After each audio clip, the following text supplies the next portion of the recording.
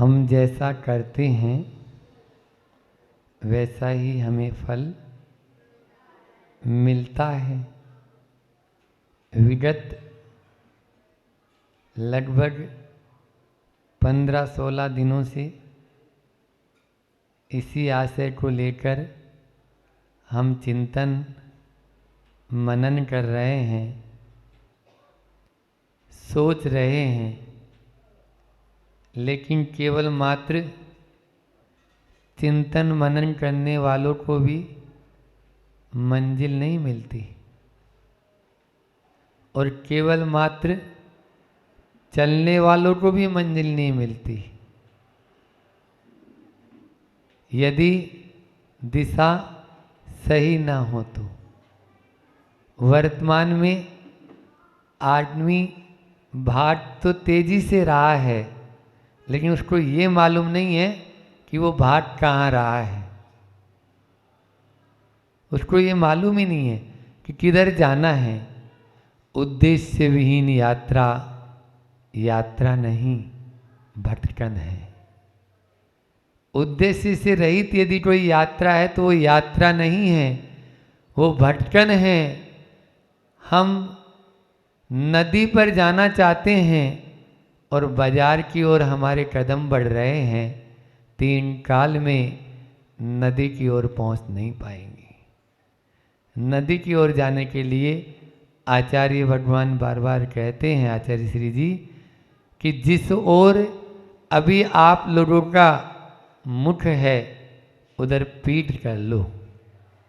ज़्यादा कुछ नहीं करना है मोक्ष मार्ग के लिए, सही राह के लिए, अच्छी राह प्राप्त करने के लिए कुछ भी नहीं। जिस ओर अभी आपका मुंह है उस ओर अभी अपना पीठ कर लें, और जिधर पीठ है उधर मुख कर लें। जरूर निश्चित रूप से अपन को मंजिल मिल जाएगी। अभी तो हम ऐसा है कि दौड़ तो रहे हैं, लेकिन दौड़ क्यों रहे हैं कोई पता नहीं, दौड़ कहाँ के लिए रहे हैं ये भी कोई पता नहीं है। ऐसे में मंजिल मिलना मुश्किल है। प्रतिदिन इसी आशय को लेकर अपन यहाँ बैठकर चर्चा कर रहे हैं। हमें आगे की ओर बढ़ना है तो अपने कदमों की जो दिशा है उसको देखना होगा, और जैसे ही दिशा सही हो जाएगी तो दशा आपकी जरूर सुधरेगी। हम यदि दूसरों को दुख देंगे तो हम निश्चित रूप से ये मान के चलिए अपने दुख का रास्ता भी स्वयं तैयार कर रहे हैं। हम दूसरों को गाली दें, उस तक वह गाली पहुँचे या न पहुँचे तो बात की बात है। हमने तो अपने मन वचन काय तीनों को ही खराब कर लिया है। मन में भी आया तभी तो वचन में आई है, और काय से भी अपन ने दे डाली है, इसलिए तो वो गाली है। इसलिए उस गाली को दूसरा स्वीकार करेगा या नहीं करेगा कोई पता नहीं है। दूसरे को अपन कष्ट दें, उसको वह कष्ट मिलेगा, वह कष्ट का अनुभव करेगा कोई ज़रूरी नहीं है। लेकिन आपने तो कर्म का बंध कर ही लिया है, इसलिए किसी भी को भी अपन दुखी न करें, ऐसा यानी भाव हमेशा अपना रहना चाहिए। अपने द्वारा वह किसी प्रकार से दुखी न हो। नरक गति के बंध के आश्रव के कारणों की चर्चा करते हुए अपन ने यही देखा कि बहुत आरंभ और बहुत परिग्रह रखता है तो वह नरक आयु का बंध कर लेता है, और तिर्यंच आयु में जाने के लिए मायाचारी ही काफ़ी है। मायाचारी करते रहो तो वहाँ पहुँच ही जाएंगे। और अब आज अपन मनुष्य गति और देव गति, ये दो तो अशुभ की बात हो गई है। अब जहाँ शुभ मतलब थोड़ा जहाँ पुरुषार्थ अपन कर सकते हैं, हालांकि देव गति में कोई पुरुषार्थ काम नहीं कर पाएगा। वहाँ पर जो मनुष्य गति है उसी में पुरुषार्थ काम करता है।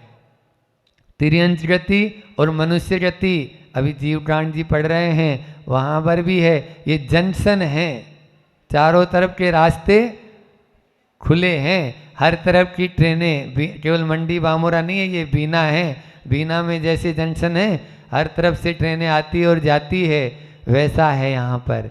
तो मनुष्य गति में भी चारों तरफ आप जा सकते हैं। किधर जाने की बात करना है ये आपके ऊपर निर्भर है, आप कहाँ का टिकट ले रहे हैं, क्योंकि बिना रिजर्वेशन तो जा नहीं सकते।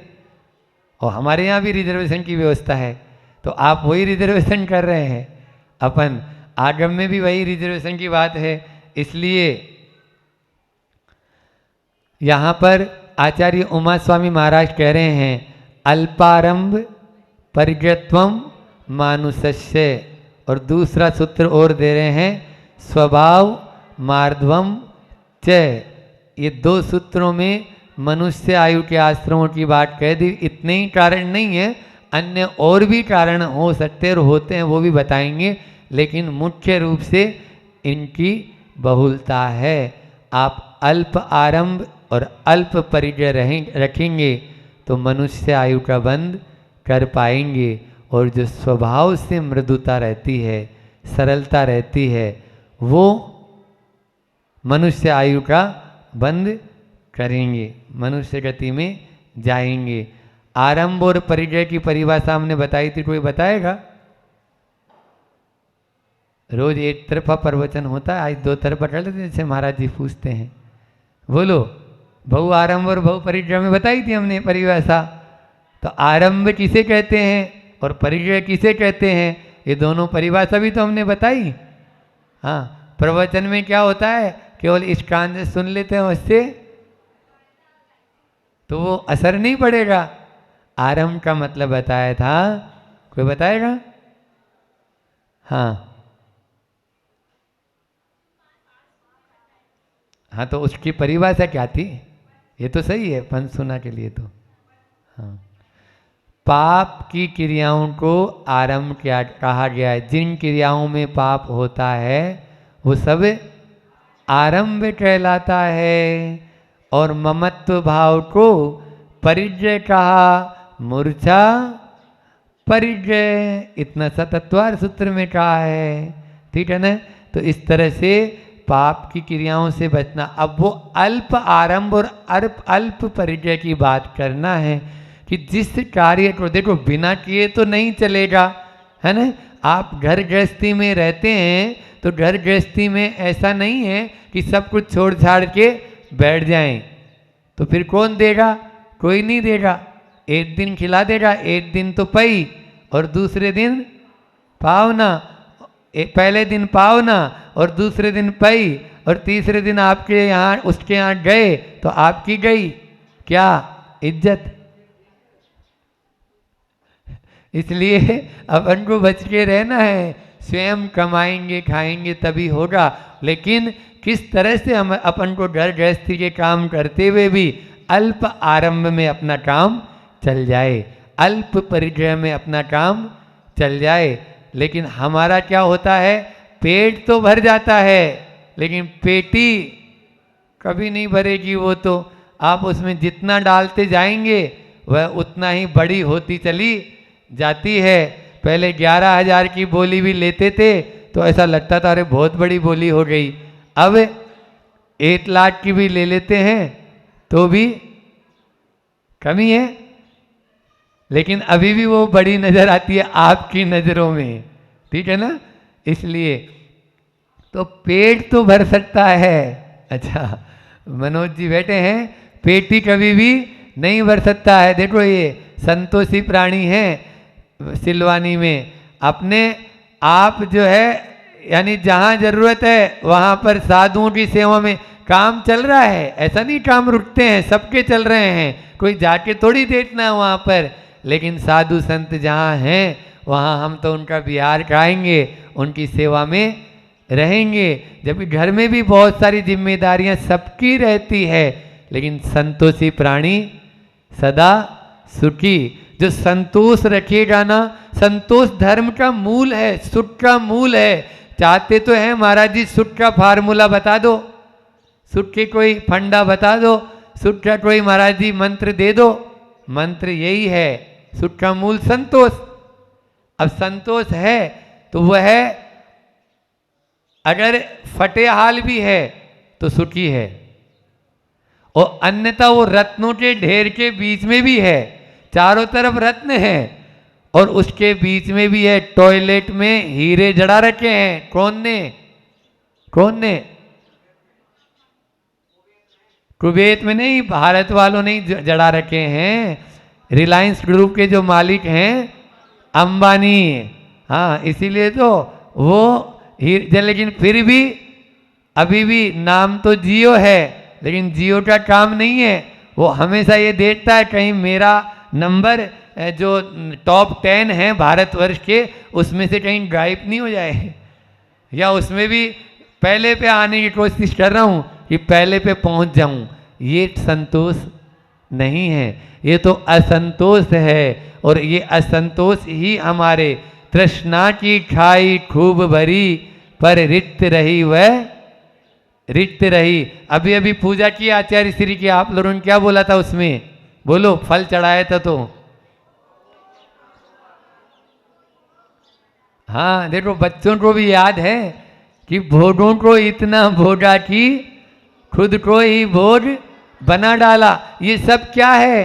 क्या ये अल्प आरंभ और परिचय के लक्षण हैं? बोलो, आपसे ही पूछना चाहेंगे। अल्प आरंभ और परिचय के लक्षण नहीं है। जहाँ पे अपने आप को ही हमने भोग बना दिया है, वहाँ पर कहाँ पर अल्प आरंभ और परिचय रहा?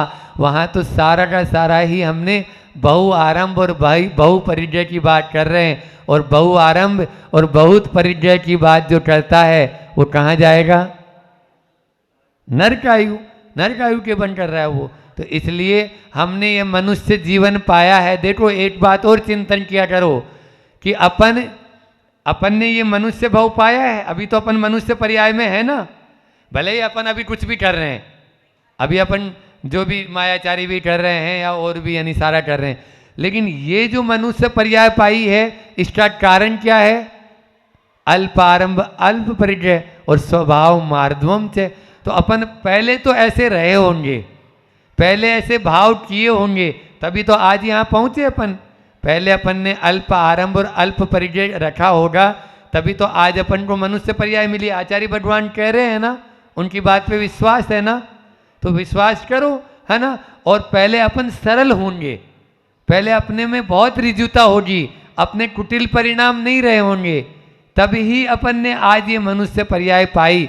लेकिन अब ये मनुष्य पर्याय पाकर हम काम क्या कर रहे हैं? क्या पुनः मनुष्य पर्याय पा पाएंगे? बोलो, अपना एनालिसिस हम स्वयं करें, अपना निरीक्षण हम स्वयं करेंगे, तो आप अपने आप में ही 0 नंबर पे आ जाएंगे कि नहीं, अब मैं जो काम कर रहा हूँ वो ऐसा नहीं कर रहा हूँ जो कि अब आगे मुझे मनुष्य पर्याय दिला पाए। तो ये तो अपन जैसे बैंक में अपने पास में बहुत सारा बैलेंस था और वो पूरा का पूरा चौपट करके और रोड पे आ गए, दिवालिया हो गए। तो कुछ नहीं, दिवाली तो बहुत मनाते हैं, लेकिन ये दिवाला होना खराब है। ये दिवाली तो अच्छी है, लेकिन दिवाला होना खराब है। इसलिए अपने आप को संतोष रखना बहुत जरूरी है। संतोष रखेंगे तब ही हम सुखी हो पाएंगे। लेकिन होता ये है कि अच्छे अच्छे धर्मात्मा भी दुखी नजर आ जाते हैं। जो पूजा पाठ करता है वो धर्मात्मा है या नहीं है? बोलो, जो दान दक्षिणा दे रहा है वो धर्मात्मा है या नहीं है? है। जो चोटा लगा रहा है वो धर्मात्मा है या नहीं है? है।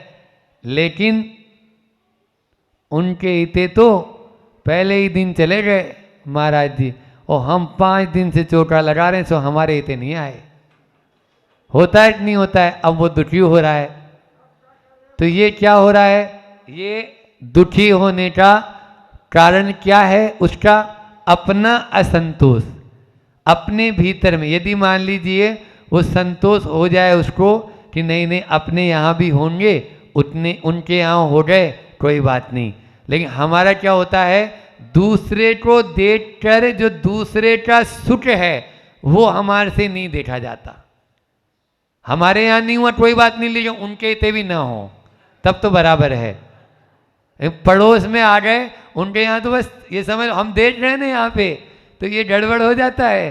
किसी के यहाँ 10 दिन 8 दिन में हुए और किसी के यहाँ 3 ही दिन में हो गए तीनों के, तो बस वो अब उसको ये लोट क्या कहेंगे, एक भूत और है, ये सबसे बड़ा भूत है कि जो है वो क्या सोचेंगे। अरे वो क्या सोचेंगे, हम क्या सोचेंगे, हम तो अपने कर्मों की निर्जरा कर रहे हैं।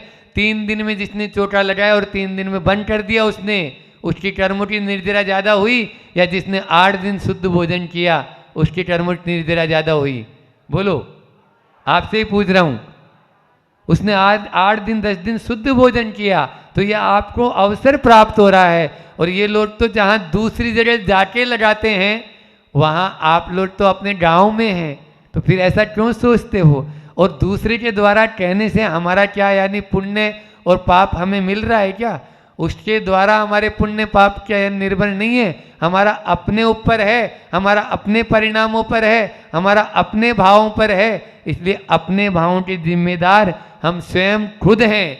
लेकिन होता क्या है, ये बहुत जल्दी आता है और ये आना नहीं चाहिए, नहीं आना चाहिए। इसमें आप पॉजिटिव सोचें। हम अपना दाल रोटी बना रहे हैं, वैसे ही महाराज जी भी हरी नहीं लेते, हम भी हरी नहीं लेते, वो भी मीठा नमक नहीं लेते, हम भी मीठा नमक नहीं लेते, तो फिर क्यों इतना यानी उसमें अपन को करना?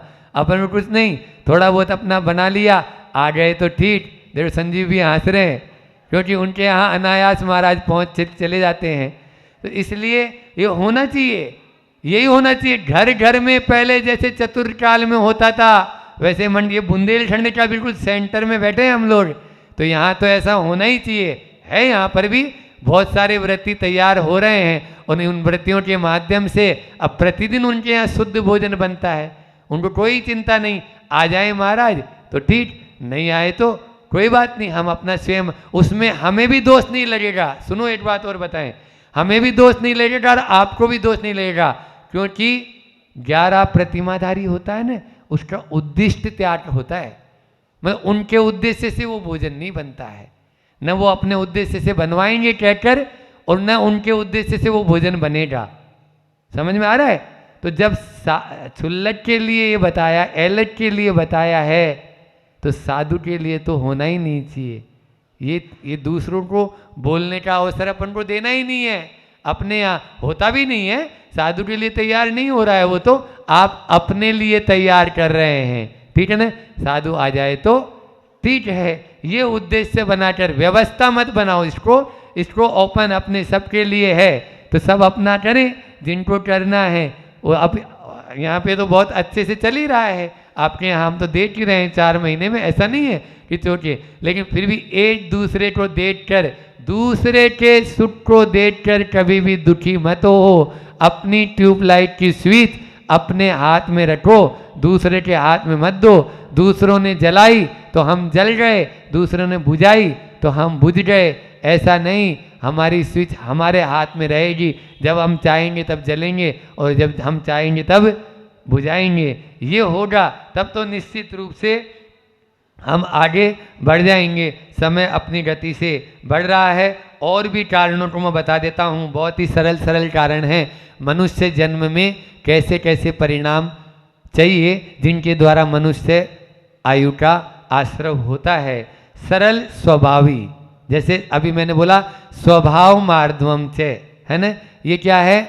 मृदुता होनी चाहिए। 2 तरह की मृदुता होती है, एक होती है आध्यात्मिक मृदुता और एक होती है भौतिक मृदुता। सरलता भी 2 तरह की है, एक तो आध्यात्मिक सरल है ना, स्वभाव से सरल, और दूसरी आर्टिफिशियल, है ना, बनावटी बोलते हैं अपन इसको। तो ये नहीं, स्वभाव जो है ना, हाँ बटरिंग बोलते हैं ना, बटरिंग क्या बोलते हो? किसी की चापलूसी करना, वो सरल दिख तो रहा है लेकिन है नहीं, मतलब वो आर्टिफिशियल है, मतलब वो बनावटी है, स्वार्थवश है। उसका स्वार्थ जब तक है तब तक तो वो आपके चरणों में ऐसे गिरा रहेगा, बिल्कुल आपके रोज इधर से गुजरते उधर से गुजरते चरण छुटी निकलेगा। लेकिन जैसे उसका स्वार्थ सिद्ध हो गया, अब हो गई उसकी सरलता, अब देख लेंगे तुम्हारी। अब टेढ़ा ऐसा टेढ़ा हो गया है कि अग्नि के अंदर डालने के बाद में वो लोहा सीधा नहीं होगा, ऐसा उसमें कुटिलता है। तो ये नमन में फेर है, चीता चोर कमान। कोई भी यानी जो है ना, ये झुट तो रहे हैं, सरल तो हैं, लेकिन इनके मन में पाप है और एक होती है स्वाभाविक सरलता। नहीं, वो हमें गाली भी देंगे कोई बात नहीं, जैसे डॉक्टर साहब होते हैं, लात भी मार रहा है तो कोई बात नहीं, इसका फोड़े का ऑपरेशन करना मेरा काम है। इसका फोड़े का जो फोड़ा हो गया है उसको चीरा फाड़ी करके उसको ठीक करना मेरा काम है। गुरु भी ऐसे ही होते हैं कि वो जो है सामने वाला कुछ भी कह रहा है कोई बात नहीं भैया, वो मारेगा, लात मारेगा, लेकिन अपन को उसका ऑपरेशन करके अच्छे से उसको व्यवस्थित सरल करना, सही करना है। तो ये स्वाभाविक सरलता। और चय से स्वभाव मार्दवम चय, तो ये चय जो लगाया है ना, उसमें देवायु का भी जो कारण है। सरलता जिसके मन में होती है वो देव भी बनते हैं। देवायु के आश्रयों की जब चर्चा करेंगे अपन कल, फिर देखेंगे। फिर आगे है स्वागत तत्परता। यहाँ के लोगों में हमने बहुत कूट के भरी हुई देखी, जिसमें स्वागत तत्परता होती है। यहाँ के ब्लड में है, मंडी वामोरा के में, कि स्वागत में ऐसे तत्पर रहते हैं, कोई भी आ जाए अतिथि उसको खिलाना पिलाना रखना उसके आगे पीछे बहुत रहते हैं। और वो ऐसा बोल के जाते हैं हमसे कि महाराज जी यहाँ की जो आतिथ्य सत्कार है वो तो वाकई में देखने लायक है, याद करने लायक है। फिर उसके बाद में है शुभ समाचार कहने में रुचि। शुभ समाचार कहने में रुचि होनी चाहिए। इसका मतलब ये है अशुभ समाचार कहने में रुचि नहीं।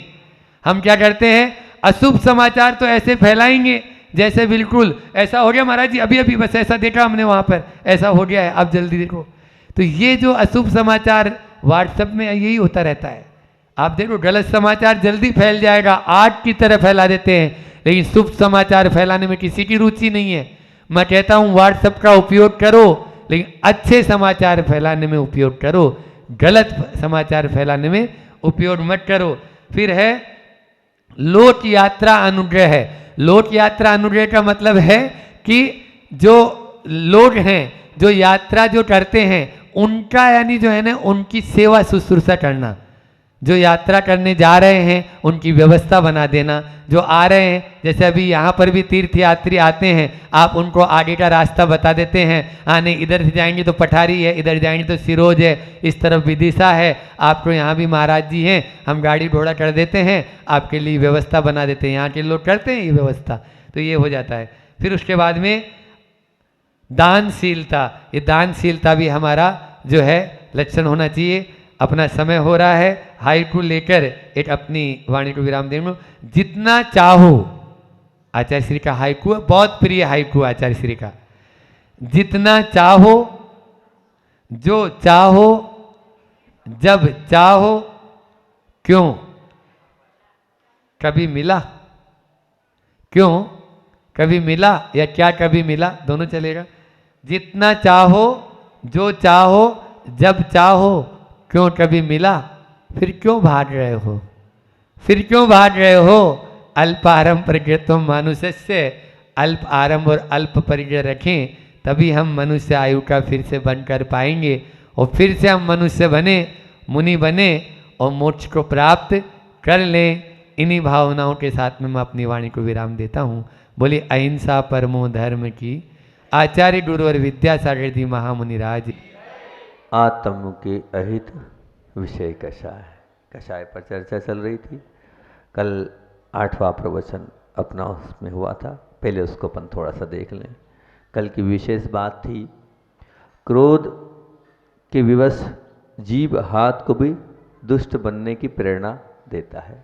क्रोध के विवश ये जीव जो है वो इस हाथ को भी दुष्ट बनने की प्रेरणा देता है।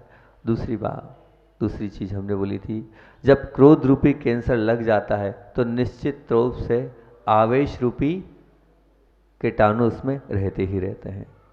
फिर तीसरी बात कल करी थी अपन ने, क्रोध मन की दरिद्र अवस्था तो है ही, परंतु संसार की क्षेत्र में भी क्रोध दरिद्र अवस्था की क्या है, आमंत्रण पत्रिका है। बहुत बढ़िया, मतलब आप लोग लिख रहे हो, याद भी कर रहे हैं, अच्छी बात है ये। और चौथी और प्रमुख बात थी, क्रोध इंसान को विनय से भी भ्रष्ट करता है और विवेक से भी भ्रष्ट करता है।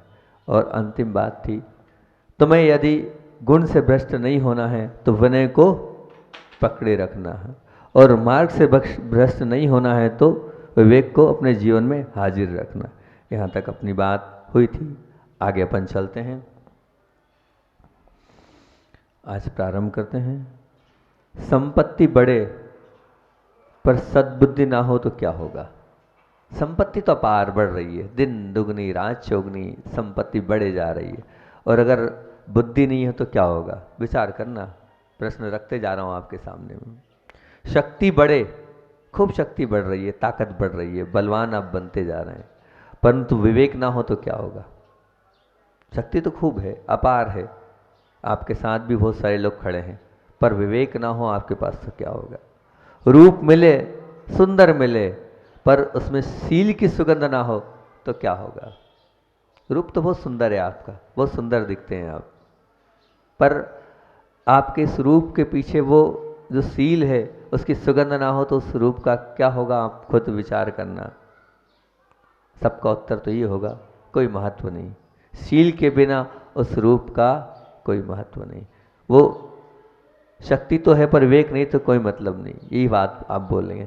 कंठ सुरीला मिले, पर सुरीला कंठ तो है, इतना सुरीला है कि इसको सुनकर सब लोग मुग्ध हो जाते हैं, पर अंतरंग में वासना भरी हो तो वो जो सुरीला कंठ है वो किस काम का। क्योंकि आप जो गा रहे हैं उस गाने में आपके भाव क्या हैं, बस उन सबको प्रभावित करने के, और प्रभावित करने में भी अंतरंग से क्या है उसका भाव। आप विचार करें किस प्रकार से आपके भावों में वो उथल पुथल हो रहा है। छुरी सोने की है, छुरी तो सोने की है, गोल्ड, बहुत कीमत रखती है छुरी की सोनी। अगर वो जो छुरी या चाकू जो आप बोलते हैं वो अगर गुंडे के पास है तो आप डर जाओगे, डरोगे ना। मतलब ये जितनी चीज़ें बनाई है नुकसान वाली है, इसके सिवा कुछ नहीं होगा। गुंडे के पास वो छुरी स्पष्ट रूप से संदेश देती, कोई भरोसा नहीं कब ये कुछ गलत कर जाए, ठीक है ना। वो संपत्ति खूब है पर सद्बुद्धि नहीं, तो संपत्ति का कोई मतलब नहीं है। वो संपत्ति कहाँ चली जाएगी पता नहीं है। शक्ति तो है लेकिन अगर विवेकी के पास वो शक्ति नहीं है तो शक्ति का दुरुपयोग ही होगा। परंतु यदि किसी डॉक्टर के पास, दूसरी बात, परंतु किसी डॉक्टर के पास अगर छुरी होगी तो आपको इतना विकल्प नहीं होगा, उसको देखकर आप विरोध नहीं करोगे, और आपको ऐसा भी नहीं लगेगा कि गलत जगह पर वो छुरी है। अगर मान लीजिए कोई बहुत सज्जन है, कोई बहुत समझदार है, उस समझदार और सज्जन और विवेकशाली के पास शक्ति हो तब भी आप विकल्प नहीं करोगे और किसी प्रकार का विरोध नहीं करोगे और किसी प्रकार की शंका का आपके मन में भाव नहीं आएगा। इसी प्रकार अगर मान लीजिए, मैं कह रहा हूँ कोई दिक्कत नहीं, डॉक्टर के पास छुरी है, आपको विकल्प नहीं है ना, और वो जो सज्जन है उसके पास शक्ति है, कोई बात नहीं, और आपके पास भी क्रोध है तो कोई बात नहीं। अरे महाराज जी अभी तक तो आप कह रहे थे क्रोध करना नहीं है, और आप कह रहे हो क्रोध है तो कोई बात नहीं। जैसे डॉक्टर के पास छुरी है ना, आपको विकल्प नहीं, बहुत समझदार है, बहुत सज्जन है, उसके पास शक्ति है ना, आपको कोई विकल्प नहीं। इसीलिए क्रोध है पर समझना कहाँ पर क्रोध है। विरोध क्रोध का नहीं है, क्रोध खूब करो, विरोध क्रोध का नहीं है। यदि वो क्रोध, वो जो क्रोध आपने किया वो किस पे किया है, यदि वो दोषों के प्रति उस स्वयं के, वो जो क्रोध है वो किसके ऊपर हो, स्वयं के दोषों के प्रति क्रोध हो तो कोई मनाही नहीं। जैसे वो डॉक्टर के पास छुरी है, आपको कोई विकल्प नहीं है, उसी के पास आपके पास क्रोध है, ना दूसरे को विकल्प होगा ना आपको विकल्प होगा, बल्कि आपका मार्ग और सुरक्षित होगा। पर किस पर क्रोध करना है, स्वयं के दोषों पर। स्वयं ने जो पाप किए उन पर अगर आप क्रोध कर रहे हो तो वो धर्म ध्यान है। आचार्य श्री बार बार बोलते हैं, 2-3 दिन पहले महाराज जी ने भी बोला था, खूब करो क्रोध, मनाही नहीं है क्रोध करने की, पर स्वयं के पापों पर क्रोध करो, स्वयं के गलत कार्यों पर क्रोध करो तो वो धर्म ध्यान हो जाएगा। क्रोध करने की मनाही नहीं है। और विरोध आवेश का नहीं हो, विरोध आपके अंदर आप मत करो आवेश का। क्यों महाराज जी अभी तो बोल रहे थे आवेश करना नहीं, आवेश का विरोध नहीं है। आवेश अगर किस पर हो, अपनी कमियों पर हो, अपनी स्वयं की कमी जहाँ जहाँ दिख रही है उस पर खूब आवेश करना, खूब ऐसा करना, तू ठीक नहीं कर रहा है, ये तेरे लिए योग्य नहीं है, ये खूब करो आप। इस अपने स्वयं की कमियों पर, अपने स्वयं के दोषों पर आप खूब क्रोध करो, खूब आप आवेश में आओ, आपका भला होता चला जाएगा। तो आज की प्रमुख बातें ये 2 ध्यान रखना। मेरा विरोध क्रोध से नहीं है, खूब क्रोध करो पर किस पर, स्वयं के दोषों पर। स्वयं के प्रति जो दोष है उन पर आप खूब क्रोध करो। मैं आवेश के लिए मना नहीं कर रहा हूँ, पर किस पर? अपनी स्वयं की कमियों पर खूब आवेशित हो आप। जितना आवेश आप करोगे उतना आपका जीवन ऊपर उठता चला जाएगा, उतना मोक्ष मार्ग प्रशस्त होता चला जाएगा, उतने आप अच्छे बनते चले जाएंगे, उतने आप और आगे बढ़ते चले जाएंगे। कब? स्वयं के दोषों पर क्रोध करने पर और स्वयं की कमियों पर आवेशित होने पर। ये बात आज की दो विशेष प्रमुख थी। तीसरी बात, जब आप मान लीजिए कोई पागल व्यक्ति है और उस पागल व्यक्ति के हाथ में कंकड़ है, तो वो जो कंकड़ हैं तो उस पागल के हाथ में है, तो आपको कोई विकल्प नहीं होगा। वो पागलपन का शिकार भी है और वो पागल भी है, तो आप कहोगे कोई बात नहीं, ठीक है, छोटे कंकड़ है, क्या करेगा कंकड़ का? फेंक देगा, समुद्र में फेंक देगा, बाहर फेंक देगा, जंगल में फेंक देगा, यहाँ वहाँ कर देगा, कोई विकल्प नहीं। कोई आपको उसका मतलब अंतरंग में ऐसा नहीं लग रहा है कि गलत हो रहा है उन कंकरों को लेके। वहीं अगर मान लो करोड़ों के हीरे उसके हाथ में है, तो आप क्या करोगे? नहीं नहीं महाराज जी, करोड़ों के हीरे कोई भरोसा नहीं, पागल व्यक्ति कहाँ फेंकेगा, मिलेंगे भी नहीं, कहाँ फेंकेगा, मिलेंगे भी नहीं। वो तो विकल्प वाली बात है, वो तो टेंशन वाली बात है, वो तो बिल्कुल ठीक नहीं है। वो हीरे तो उसके हाथ से छुड़ाना बहुत ज़रूरी है। पागल व्यक्ति का क्या भरोसा, कहाँ वो उसको फेंके, ये आपके मन में बिल्कुल आएगी आएगी बात। ये उस संपत्ति की आपको बहुत चिंता है, पर मैं ये बोल रहा हूँ उससे बढ़कर अरबों की संपत्ति देकर भी जो चीज़ खरीदी नहीं जा सकती है, वह ऐसा अमूल्य मानव जीवन है। ये मनुष्य पर्याय है। करोड़ों अरबों रुपए की संपदा लगा दोगे तब भी जो आपको आज मनुष्य गति मिली है और जैन कुल मिला है, और जैन कुल मिलने के बाद भी आचार्य भगवान तीर्थंकर प्रगति के जैसे चर्या वाले चलते फिरते तीर्थ का सानिध्य मिला है, सब कुछ मिलने के बावजूद भी अगर आप क्रोध के रूप, वो क्रोध रूपी पागलपन अपने साथ रखोगे, तो बताओ कितनी बड़ी गलती कर रहे हो आप। और वो पागलपन आप कर रहे हो, क्रोध के पीछे पड़े हो, क्रोध आपके साथ है और उसी के कारण आप उसके गुलाम बन रहे हो, और वो जैसे जैसे नचा रहा है क्रोध वैसे वैसे नाच रहे हो। बताओ कितना बड़ा नुकसान है। वो जो हीरे का नुकसान है ना, उससे कई गुना बढ़कर नुकसान आप क्रोध कर कर और क्रोध को अपने साथ रख कर रहे हो। विचार कर लो आप। मैं नहीं चाहता कि आपके जीवन में क्रोध रहे, इसलिए मैं क्रोध ही क्रोध पर बोले जा रहा हूँ, क्योंकि मैंने आपको पहले भी बताया है कि 4 कसायों में सबसे ज़्यादा अगर कैसी सबसे खराब कषाय है तो वह है क्रोध। मैं चाहता हूँ कि आप धर्म से भ्रष्ट ना हो, ना धन से भी भ्रष्ट हो। ऐसे कब नहीं होगे आप धन से और धर्म से भ्रष्ट? जब क्रोध को आप चुनौती दोगे। क्रोध को आपने चुनौती दी तो ये मान के चलना आप धन से और धर्म से भ्रष्ट नहीं होगे, क्योंकि क्रोध से धर्म भी भ्रष्ट करता है और साथ साथ में धन भी भ्रष्ट करता है। अपने धन पे ही चर्चा चल रही, पर अभी उसी को और अपन आगे बढ़ा रहे हैं। और तो और क्रोध से क्या होता है? क्रोध से सज्जनता से दूर आप रहते ही रहते हैं, लेकिन आप स्वजनों से भी दूर हो जाते हैं। मतलब क्रोध जब आपके पास रहता है तो सज्जन व्यक्ति आपके पास भटकेगा भी नहीं, और सज्जन तो छोड़ो, स्वजन भी आपके पास नहीं है। स्वजन से मतलब आपका परिवार, आपके पिता, आपके माता, आपका बच्चा, आप जहाँ जहाँ जिस भी अवस्था में है, आप अपने स्वजन को लगा लें, आपका पति, आपकी पत्नी, सब लगा लें आप। वो भी सज्जन तो दूर होगा, सज्जन एक बात की बात है, पर स्वजन भी दूर हो जाएंगे। प्रमुख बात ध्यान रखना, क्रोध सज्जनों से तो दूर करता ही है, साथ साथ में स्वजनों से भी दूर करता है। क्रोध, फिर से बोल रहा हूं, क्रोध सज्जनों से तो दूर करता है, साथ ही साथ स्वजनों से भी दूर करता है। आपके अपने एक खून वाले भी आपके साथ नहीं रहेंगे। वही स्वजन होते हैं जो खून के रिश्ते होते हैं, उसको स्वजन आप कहते हो। वो स्वजन जो खून के रिश्ते हैं वो भी आपके साथ नहीं रहेंगे, और उसका कारण क्या है? सिर्फ क्रोध।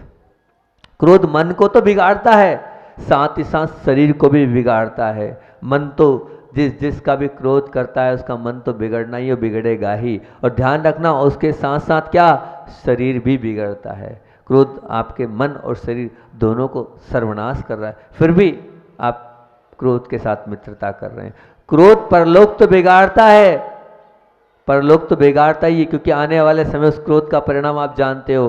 क्योंकि आचार्यों ने कहा है कि क्या कहा है, 4 प्रकार के बंध होते हैं, प्रकृति, प्रदेश, स्थिति और अनुभाग।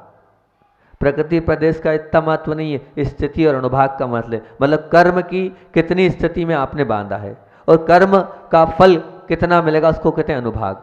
तो स्थिति और अनुभाग इसको डालने वाला कौन है, बताओ कौन है? सब लोग कर्मकांड के स्वाध्यायशील है ना। कौन है? कषाय। मतलब जितना आप कषाय करोगी, मतलब जितना आप कषाय कर रहे हो उतना क्रोध की स्थिति बढ़ेगी। जितना आप कषाय कर रहे हो, जितना क्रोध कर रहे हो, उतना उसमें फलदान देने की शक्ति बढ़ेगी। तो सब कुछ क्या है? कषाय है। इसीलिए आचार्य श्री ने उस वक्त मतलब अपने प्रवचन में कहा, मिथ्यात्व बंध के क्षेत्र में अकिंचित कर है। मतलब अकिंचित कर से तात्पर्य मिथ्यात्व कुछ नहीं करने वाला है, बंध के क्षेत्र में कुछ नहीं करने वाला है। कौन करने वाला है? बंध के क्षेत्र में। बंध के क्षेत्र में 2 ही हेतु हैं, योग और कषाय। योग से प्रकृति और प्रदेश बनते हैं, और प्रकृति प्रदेश का इतना महत्व नहीं है। महत्व तो उसका है कितने समय तक कर्म का फल आएगा उदय में, मतलब स्थिति। महत्व किसका है? स्थिति का। कितने समय तक भाई असाता है तो कितने समय तक, 8 दिन, 15 दिन, महीने भर, ये। और फिर दूसरा, वो फल कितनी कैपेसिटी में दे रहा है, मतलब वो कर्म का उदय तो आया है आपको, लेकिन उसका फल से तात्पर्य अब सर दर्द आपका भी है, दूसरे का भी है, आपका वो तेज है, मतलब आपका असाता का अनुभाग का उदय तेज है, उनका भी सर दर्द है पर सहनी है वो अनुभाग। ये स्थिति और अनुभाग डालने वाला कौन है? कषाय। आचार्यों ने कहा है कि कर्म बनते हैं, पल प्रतिपल कर्म बन रहे हैं। अभी जो परिणाम आप कर रहे हो इससे कर्म बनते चले जा रहे हैं, लेकिन इन कर्मों में स्थिति और अनुभाग डालने वाले कौन? कषाय। ये कषाय स्थिति और अनुभाग डालेगी, मतलब राजा कषाय हो गया, करने वाला कषाय हो गया, सब कुछ आपको चलाने वाला कषाय हो गया। तो हमें कषाय पर सबसे पहले कंट्रोल करना पड़ेगा, और कषाय में सबसे पहले क्रोध को कंट्रोल करना पड़ेगा। इसलिए हाथ कंगन को आरसी क्या, जिसे स्पष्ट वास्तविकता को इनकार भी नहीं कर सकते आप। कोई नास्तिक भी इनकार नहीं करेगा कि भैया क्रोध से सब कुछ दिख रहा है, उसके बाद भी अगर क्रोध कर रहे हो तो ध्यान रखना। आज की वास्तविकता में यही बताना चाह रहा हूँ बार बार कि स्थिति और अनुभाग डालने वाली कषाय हैं, स्थिति और अनुभाग डालने वाली कषाय हैं। हम इसलिए कषाय को कम करें। मुझे लगता है कि वैसे सब लोग आप बहुत धर्मात्मा हैं, आपकी अंतरंग की आवाज़ इतनी धीमी होती होगी कि वो अंतरंग में नहीं लगता होगा क्रोध करना है, लेकिन उस वक्त अभिमान और आवेश के कोलाहल में वो जो अंतरंग की आवाज़ शायद आपको सुनाई नहीं देती होगी। ऐसी स्थिति होती होगी आपके साथ। चाहते नहीं हो आप क्रोध करें, मन की आवाज़ नहीं बोलती क्रोध करें, लेकिन फिर भी वो जो आवेश और वो जो अभिमान, ये 2 चीज़ ऐसी होती है कि आपको अभिमान इतना हो जाता है अपने आप पे कि उस मन की आवाज़ को आप दबा देते हो। वो मन की आवाज़ धीमी रहती है और आपके अभिमान की आवाज़ बहुत ज़्यादा तेज होती है। उस अभिमान की आवाज़ के कारण आप उस मन की आवाज़ को दबा देते हो और क्रोध करने लग जाते हो, क्रोध करने लग जाते हो। अभी मात्र मतलब मैं ये कह रहा हूँ, बहुत से लोगों से मैंने चर्चा करी और चर्चा करने के बाद यही पाया, क्रोध किया और क्रोध का प्रमुख कारण रहा आगे न पीछे अभिमान। इतनी ही बात करके अपनी बात को मैं विराम देता हूँ। बोलिए आचार्य भगवंत विद्यासागर जी महामुनि राज की।